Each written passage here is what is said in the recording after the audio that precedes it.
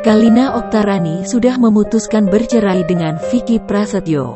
Namun, keputusan ini membuatnya malu pada Aska Corbuzier.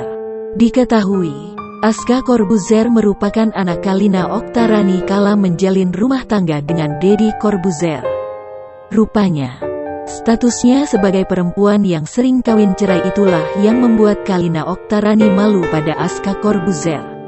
Secara jujur Kalina Oktarani tidak mau diceraikan oleh Vicky Prasetyo. Sabtu tanggal 15 Januari tahun 2022, Kalina Oktarani tidak terima ia diceraikan oleh Vicky Prasetyo. Alasan lainnya Kalina Oktarani tidak ingin bercerai karena sudah tua.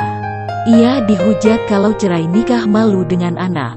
Dengan rasa malu kepada anak, Kalina Oktarani mencoba mempertahankan rumah tangga agar tak bercerai.